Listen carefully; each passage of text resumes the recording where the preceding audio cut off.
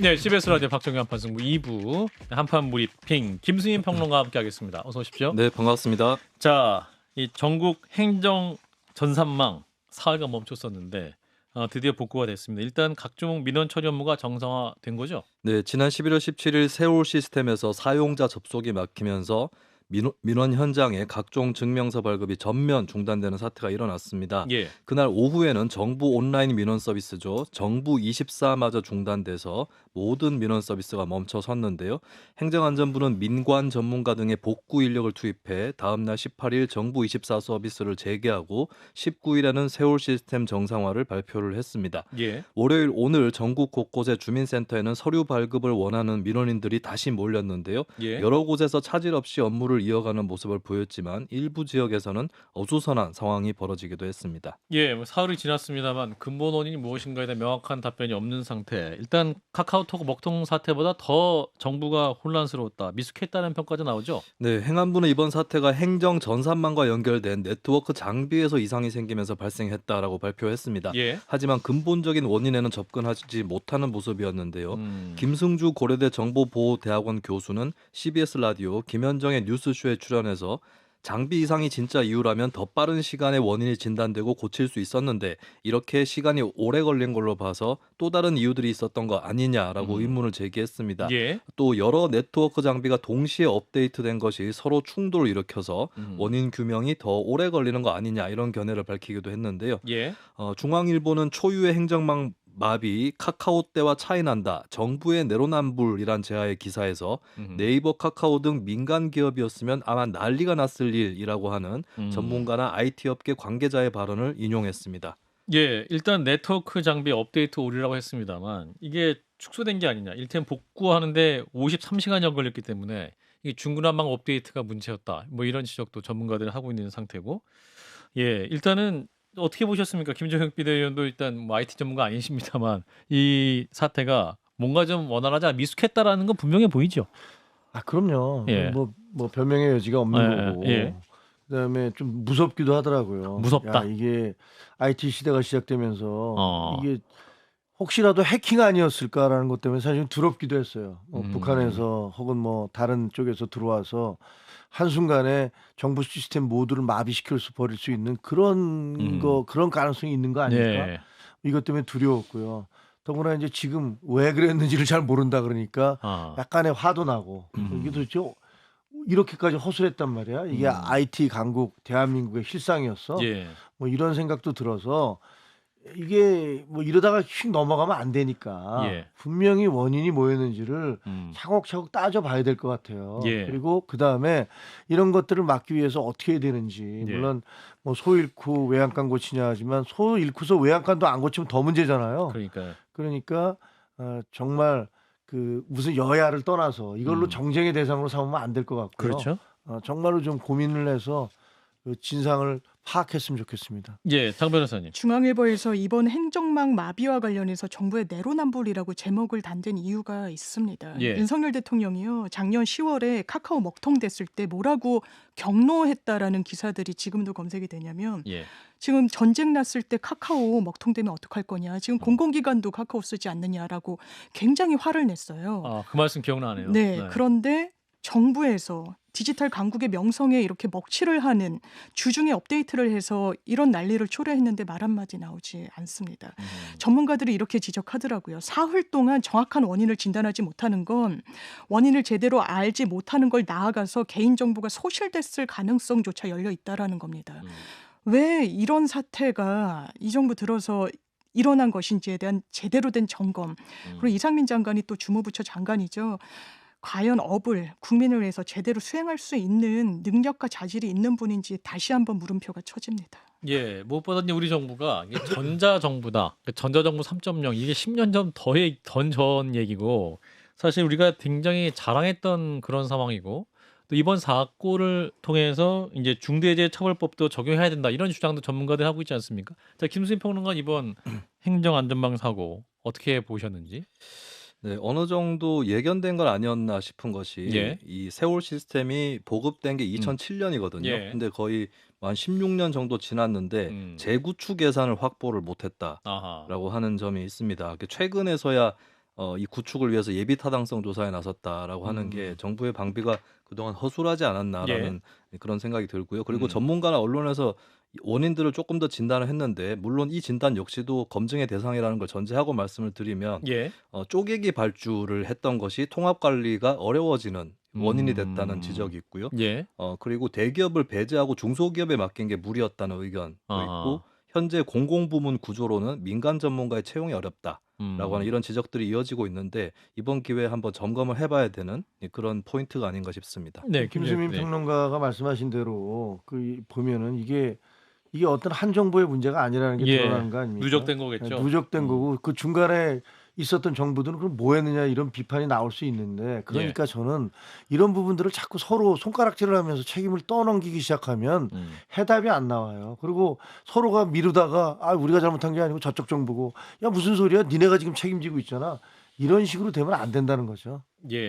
아무튼 이게 좀 우리 정부가 자랑했던 건데 이 전자정부 시스템 다시 한번 점검할 수 있는 계기를 삼고 국민들이 좀 안심할 수 있는 시스템 준비로 가야 될 것 같군요. 자, 그래서 대통령 얘기입니다. 윤석열 대통령 부부가 영국과 프랑스 순방을 위해서 오늘 출국을 했는데 야당은 순방 예산 문제를 제기하고 있고 대통령실은 반박하고 있네요. 네, 윤 대통령 부부는 찰스 3세 영국 국왕의 초청으로 영국을 국빈 방문합니다. 3박 4일간 런던에 머물면서 리시 수넥 총리와 한영 정상회담을 갖고요. 양국 관계를 포괄적으로 규정하는 한영 어코드도 발표할 예정입니다. 런던 다음으로는 프랑스 파리를 2박 4일 방문하게 되는데 파리 현지 시각 28일 국제 박람회 기구에서 2030 엑스포 개최의 막판 유세전에 나서게 됩니다. 한편 최근 민주당은 윤석열 정부가 이전 정부들에 비해 순방 예산을 많이 집행한다고 비판을 했는데요. 이에 대통령실은 그동안 순방으로 54억 달러 투자를 유치했다. 순방 비용이 조금 든다고 투자 유치를 멈추면 국가적인 손해라고 반박을 했습니다. 엑스포는 부산 엑스포를 의미하는 거겠죠? 네, 그렇습니다. 자, 더불어민주당은 이제 아펙 정상회의 한중 정상회담이 불발된 걸 두고 또 강력히 비판을 하고 있는데 반면 대통령실은 이번에도 한미일 협력이 두드러졌다라는 것에 의미를 부여하고 있죠. 네, 민주당 이재명 대표는 당 최고위원회 회의에서 외교도 자칫 잘못하면 고립으로 갈 수 있다면서 윤석열 정부를 비판했습니다. 아펙 정상회의를 계기로 미중 관계가 해빙으로 가고 있다면서 진영 논리에 치우친 외교 노선을 수정해야 한다라고 촉구했습니다. 정청래 최고위원은 시진핑 중국 국가주석이 미국 정상을 4시간, 일본 정상을 1시간 만난 데 비해 윤 대통령은 스치면서 67초만 만났다면서 글로벌 국제 호구가 된 지 오래지만 부끄러움은 계속 국민의 몫이 되고 있다고 비판했습니다. 이에 대통령실의 한 관계자는 미국과 일본은 중국과 시급히 해결할 현안이 있었다면서 최근 윤 대통령이 리창 총리를 한덕수 총리가 시진핑 주석을 만나 한중 간 긴박한 현안은 해소된 상태라고 밝혔습니다. 또 김태효 국가안보실 1차장은 현지 브리핑을 통해 한미일의 신뢰관계를 부각시키면서 첨단 기술 협력 파트너는 100% 가까이 신뢰할 수 있는 관계에서 공유하고 발전시킬 수 있는 것이다. 그 관계가 한미일이라고 3국 정상이 믿고 있다라고 강조했습니다. 자, 대통령의 순방 예산 규모 또 순방 중 유치한 투자를 보면 충분히 갈 수 있는 것이다. 너무 자주 나가시는 거 아니냐? 뭐 이런 비판도 있긴 합니다만 어떻게 보셨는지 김종혁 비대위원부터. 근데 이제 뭐 되게 이런 얘기 하잖아요. 외교 안보는 초당적으로 대처합시다. 뭐 서로가 여야가 본인들이 이제 집권을 하면 그런 얘기를 하고 야당도 뭐 적어도 안보 문제라든가 외교 문제는 초당적으로 대처하겠습니다. 이렇게 얘기하는 건 사실은 국가 간의 관계는 밖에서 보기에는 잘 모르는 부분들이 많이 있어요. 그 내부에서 들어가 보면 정말 아주 힘겨운 줄다리기도 있고 또 공개돼서는 안 될 부분도 있고 그렇기 때문에 그런 부분들을 조금씩 이제 덮어주고 가는 거거든요. 근데 지금 정청래 최고위원이 글로벌 국제 호구가 됐다 대통령에게 이런 식의 표현을 하는 건 너무나 무례한 것 같습니다. 아니 어떻게 그 민주당에서 수석 최고위원이라는 분이 대통령 외국에 나가서 그 시진핑과 그 대화를 만나지 않았다고 67초 만났다고 그걸 가지고서 글로벌 국제 호구니 뭐니 이런 비열한 어떻게 보면 저열한 단어를 쓸 수가 있는지 그건 정말 이해가 되지 않고요. 여기 분명히 다 이유가 있을 겁니다. 어느 나라든지 국제 간에 만날 때는 그 대통령들이 그냥 만납니까? 그 사전에 다 조율하고 조율을 하고 무슨 의제가 있냐 없냐 이런 걸 다 따져서 하는 거기 때문에 그런 걸 이렇게 쉽게 얘기하기가 어려워요. 근데 이분은 너무 쉽게 얘기한다. 그런 말씀을 드리고 싶고 또 하나는 대통령이 해외에 나가서 무슨 놀러 가는 것도 아닌데 여행 가는 거 아니잖아요. 예. 근데 그거를 국빈 방문, 영국 같은 경우는 국빈을 방문하면 그 기본 비용을 그 국가에서 되는 걸로 알고 있습니다. 그리고 두 번째, 파리를 2박 3일간 4일간 방문하는 건 부산 엑스포를 홍보하고 예. 거기 와 있는 사람들한테 거기서 발표를 하니까 외교전을 펼치기 위해서 가는 건데 그것까지 정쟁화해서 문제를 삼아서 무슨 해외에 나가는 돈 쓰고 있다 이렇게 얘기하는 건 너무 과하다. 과하다. 네, 그렇게 장면에서. 생각이 듭니다. 보수층 어르신들도 나가도 너무 나간다 이렇게 이야기하시고 있습니다. 대통령의 외교 행보가 예, 너무 많이 왜냐하면 나간다. 한 달에 한 번꼴로 나가시거든요. 올해까지만 해도 뭐 18번인가 9번이 뭐 1년치로 하면 환산이 된다던데 예. 그러면서 외교 실리를 제대로 챙기고 있느냐. 지금 우리는 현안이 없어서 중국을 만날 필요가 없었다는 식으로 대통령실에서 이야기하는데요. 예. 그러면 일본과 중국이 만났을 때 무엇이 의제로 테이블에 올랐는지를 점검할 필요가 있습니다. 후쿠시마 오염수 문제를 전격적으로 논의했어요. 중국이 해양 오염수라고 하면서 전 세계적인 환경 문제, 건강권 이런 부분에 대해서 직격했습니다. 기시다 후미오 총리는 그럼에도 불구하고 수산물 뭐 수입을 재개해달라 이런 논의가 있었는데 우리가 논의 못할 의제는 아니지 않습니까? 예. 그러는 사이에 올해만 들어서 윤석열 대통령이 기시다 총리를 만난 횟수가 7차례입니다. 이번에도 에이펙에서 만났다고 하는데 그 무슨 어떤 과실이 있었는지 언론에 보도되는 건 기시다 총리가 늦었는데 I'm sorry 이랬고 예우를 다 했다 뭐 이런 취지예요. 예. 저는 과연 그렇게 공을 들인 일본에 대해서 무엇을 받아왔는지 그리고 한미일 물론 중요하죠. 중국과의 정상회담 단 한 차례도 시 주석을 못 만났잖아요. 예. 그런 부분에 대한 최소한의 반성적 고찰은 있어야 된다고 생각합니다. 예.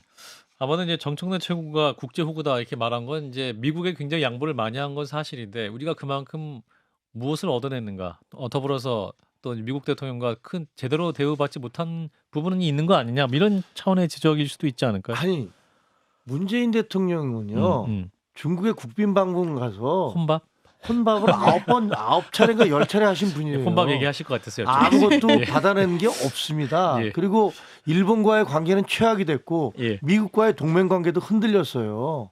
근데 지금 어떻게 됐습니까? 지금 일본과의 관계도 정상화되고 있고 동맹 관계는 한미 동맹 관계는 더욱 강화됐고 예. 중국도 우리를 그렇게 과거처럼 대놓고 무시하지 않잖아요. 예. 그게 우리 스스로의 주권 국가로서 자부심을 가지고 대했기 때문에 그런 거 아닙니까? 예.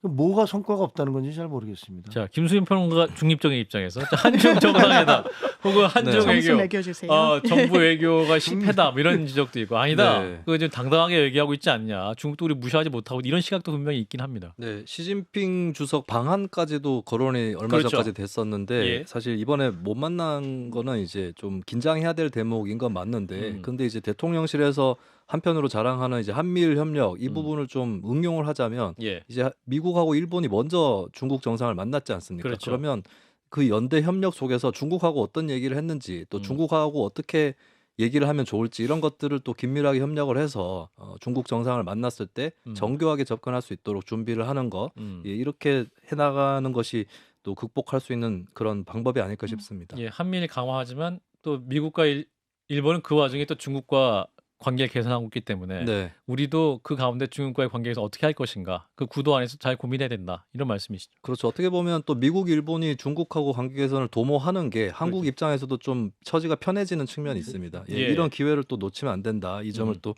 다 같이 생각하면 될 것 같습니다. 예, 자 이어서 민주당 얘기로 넘어갑니다. 최근 검사 2명에 대한 탄핵안을 발의한 민주당 일부 의원들이 대통령의 탄핵이라는 얘기를 하고 있어요. 무슨 얘기입니까? 네, 민주당 민영배 의원이 광주에서 연 탈당의 정치 북 콘서트에서 대통령 탄핵에 대한 발언들이 나왔습니다. 김용민 의원은 반윤연대를 형성할 수 있는 행동을 민주당이 먼저 보여야 한다면서 윤석열 탄핵 발의를 언급을 했고요. 민영배 의원도 여기에 굉장히 설득력 있는 내용이라 호응을 하면서 대통령 탄핵안은 국회의원 과반이 발의할 수 있고 민주당 단독으로 가능하다는 점을 거론을 했습니다. 그러면서 일단 탄핵 발의를 해놓고 반윤연대 검찰 독재 종식을 위한 정치연대 이런 것을 꾸려갈 수 있도록 하면 이런 제안이 유효할 것이라고 본다라고 밝혔습니다. 그리고 한편 조국 전 장관 아들의 인턴 확인서를 허위로 발급해줘서 의원직을 상실한 최강욱 전 의원도 가세를 했습니다. 윤석열 일가로 표상되는 이 무도한 정권에 가장 강력한 가해자가 되는 길을 가고 싶다라고 했는데요. 이들 3명의 의원을 자신을 최강 용민 이렇게 칭하기도 했습니다. 예.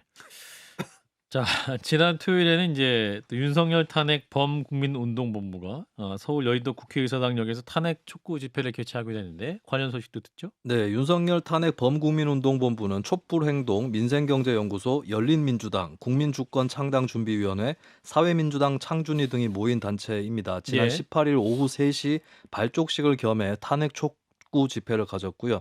이들은 21대 국회는 윤석열 대통령 탄핵안을 즉시 발의해 자신에게 부여된 헌법적 의무를 다해야 한다라고 주장했습니다. 예. 지금 윤 정권을 멈춰 세우지 않으면 민생, 민주, 평화와 국익이 철저히 파괴된다라고 하면서 이러한 국민적 요구인 헌법적 의무사항을 집행하지 않는다면 여야를 가리지 않고 21대 국회 자체가 국민의 탄핵 대상이 될 것이다 라고 강조했습니다. 자, 민주당 안팎에서 이제 대통령 탄핵론이 또 좀 나오고 있네요. 이 부분 어떻게 듣고 계시는지 김정익 비대위원부터 말씀 주시죠.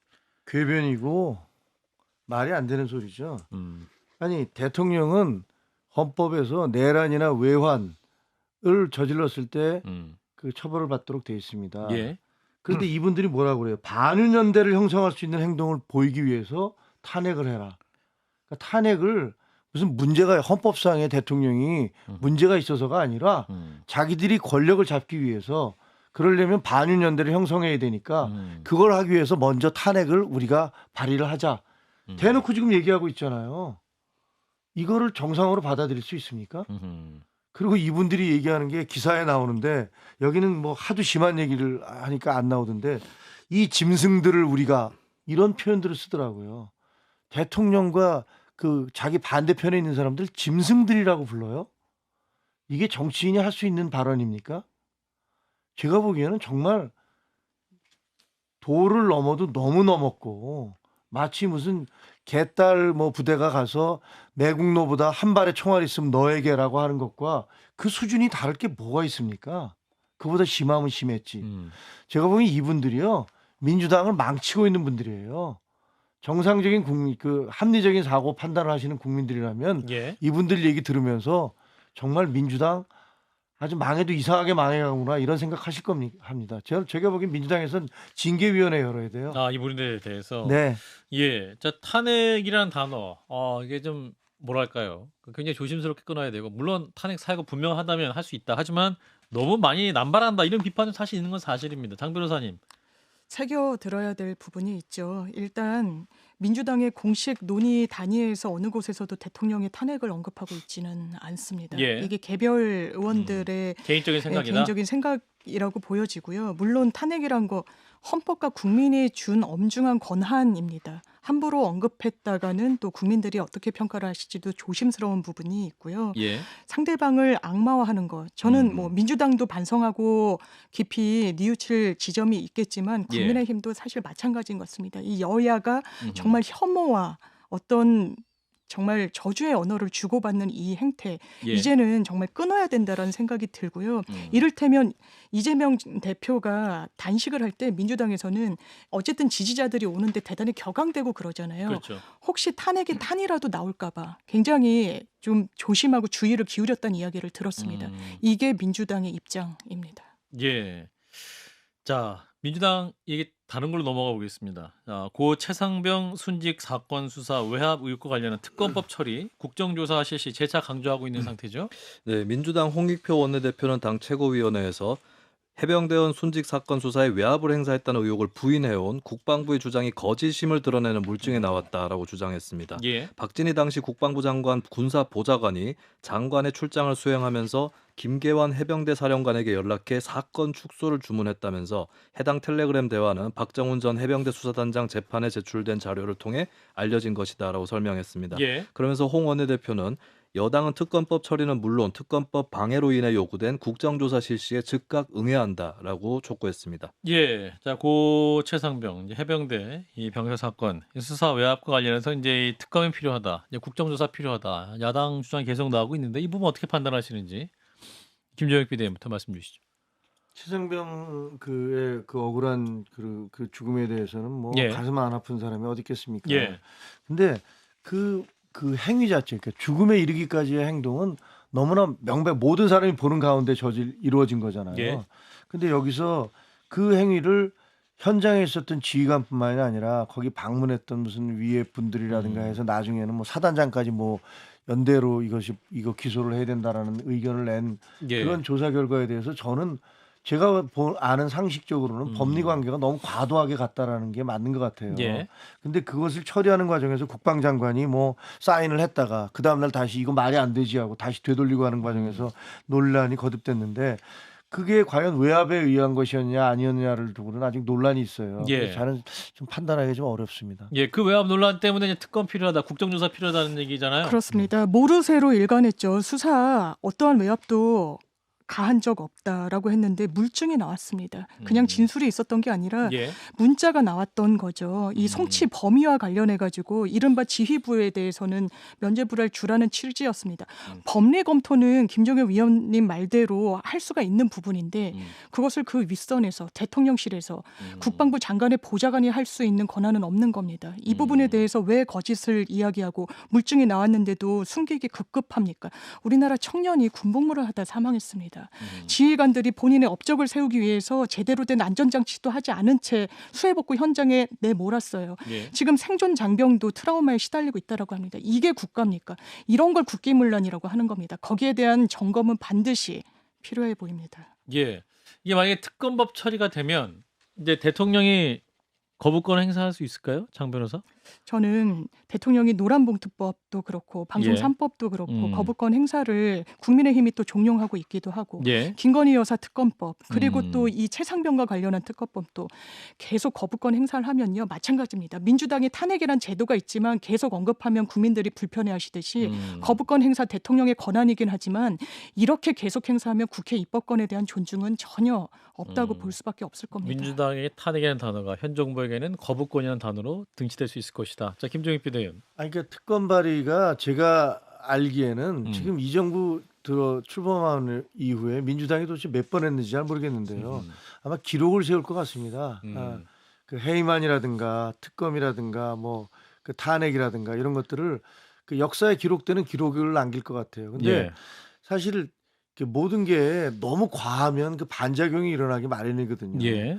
특검이 됐든 뭐 국정조사가 됐든 그런 것들이 필요할 때가 있습니다. 근데 그것이 국민적 공감대가 있어야 되는데 저 사람들은 입만 열면 탄핵이고 눈만 뜨면 그 국정조사고 그다음에 무슨 수시로 무조건 특검법이다 이렇게 얘기를 하면 예. 거기에 대한 어떤 신뢰도도 많이 떨어질 거라고 생각을 해요. 근데 그냥 그런 원론적인 얘기만 말씀드리고 싶습니다. 네, 자 김수인 평론가는 이 국면 어떻게 보십니까? 일단 뭐 김종익 비대위원은 민주당이 네. 하도 특검 얘기하니까 국민들이 피로감이 있으니까 크게 또 공감 못하실 것이다. 반면 장 변호사는 이 부분은 좀 규명될 부분이 있다라는 입장이시기도 한데. 네, 일단 이제 대정부 비판의 소재가 되고 있는 그 박진희 군사보좌관의 메시지에 예. 대해서 이제 국방부에서는 그게 원론적으로 그러니까 박진희 보좌관이 보낸 메시지가 확실한 혐의자는 수사 의뢰하고 지휘 책임 관련 인원은 징계로 하는 것도 검토해 달라라고 김계환 사령관에게 메시지를 보냈거든요. 예. 이제 군 당국 쪽에서는 이거 원론적인 이야기였다라고 일단 얘기를 하고 있는데 예. 이제 좀 더 구체적으로 어떤 맥락에 있었는지 이 부분에 대한 규명이 더 필요한 것 같습니다. 그리고 이제 뭐 사실 이 사안 자체가 엄중하기 때문에 국정조사나 특검에 찬성하는 여론도 만만치 않을 것 같은데 예. 민주당이 과제라고 한다면 이제 다른 사안에서도 국정조사나 특검을 요구한 것이 많기 때문에 예. 이걸 어느 정도로 이제 선별을 하거나 우선순위를 둘 거냐, 어느 쪽에 화력을 더 집중할 거냐 이런 점에서 뭐 서울 양평 고속도로 포함해서 여러 사안하고 또 종합해서 봐야 되는 그런 또 전략적인 또 관건이 있을 것 같습니다. 예, 국민들의 또 공감을 얼마나 이끌 것이 이 부분도 관건이 있군요. 자, 김수인 평론가였습니다. 고맙습니다. 네, 감사합니다. 좋아요, 구독. 알림 설정.